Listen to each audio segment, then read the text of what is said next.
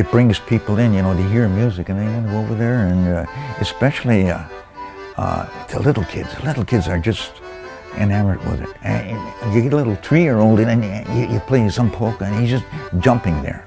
Just jump, jump, jump. And they enjoy it so much, and I enjoy seeing it. And, you know, it brings people over to our tent, if you will. Concertina is usually out there somewhere, and people say, "What's that? And what do you do with that?" And so then it becomes this other part of the show. We do this because it gives us something to do more than anything. We had a yard with a lot of area that needed planters. We needed things to put plants in that were going to be durable. The terracotta planters just didn't last, and they were always kind of a nuisance. So Jim thought, well, I bet we could make those out of concrete. So we went online to find a place where we could buy some molds that we could use, and those would be the metal kind of molds that you'd use for planters. So we bought a couple of those and made quite a few planters, and then decided, I guess maybe we could do other things too. It wasn't just, there's always leftover cement. What else are you going to do? I got to making those flower pots, and we needed some flower pots, and all of a sudden I had 120 flower pots there, and then I had to scratch my head, and I said, well, we got to do something with this. We can't just keep on doing this.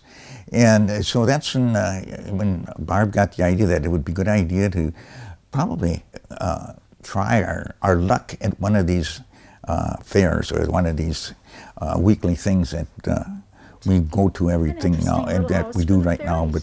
And it worked out, and then of course she in turn just increased everything in terms of, we started out with that, then she went into the butterfly baths, and then she went into stepping stones. And as you can see over here, we have an enormous number of molds, and I don't know how many things, but we must mold well over 150 things here, little birds to big pots to big vases. If I were going to try to do something alone, that wouldn't be much fun. Well, Jim needs something that he can do that's busy and accomplishes something as well. So between the two of us, it's the perfect fit. And it's physical. We both wanted something that would keep us active. I don't know if you know how old we are, but we are 80. And so we do try to stay physically strong. And that, our concrete will do that for you, because you're lifting and moving and whatever. So it is definitely a physical, healthy kind of thing to do. I have to move the stuff. Now, whether it's moving from here down below where she can get it to work in her workroom, and then bring it back up here and put it in our trailer and take it to wherever we're going to have our next show, that's about what we do. That's logistics. That's what I do. And I'm good at it. There's a lot of thought, a lot of pre-planning, a lot of background kinds of things that you do before you ever get out to this building and start doing things. I do a lot of one-of-a-kind design, so there's a lot of glass work, a lot of background of that type. So then finally when the weather gets warm enough so we can work comfortably, then we really start pouring the cement and doing some of these things that we've been planning. We primarily do art shows, and so art shows should be one-of-a-kind kinds of things rather than the molded things.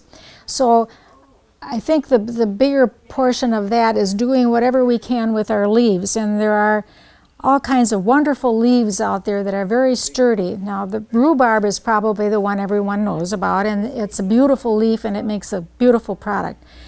But we also grow elephant ear leaves, and those get to be big, beautiful leaves. They're all nice leaves that I can use in my design work. I'm going to be making a butterfly bath. That's what these smaller items are. And they're sand casting. So I'm starting with just this bed of sand, and you add water to it. Pack it down, it gets really pretty hard. Rhubarb is in season, then one big rhubarb leaf will just sort of fill this all in. And I have Napa cabbage, which is a nice leaf too and will make a nice design. But you just lay those around the outside.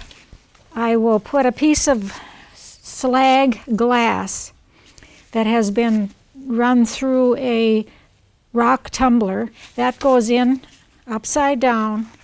It's embedded into the sand.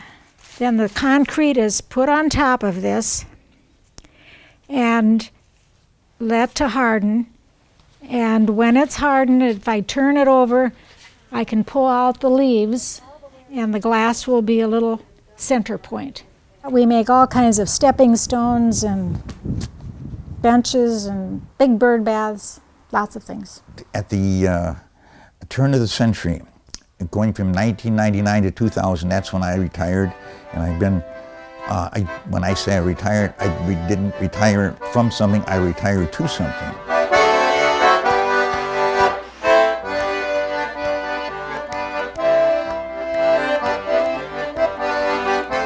We've taught hundreds of children through the summer. This is a chicken dance, and everybody's, oh, couldn't do that. And then all of a sudden they're out there, and then we get them dancing, and then all of a sudden everybody's in the aisles dancing, and so that's a fun part of it.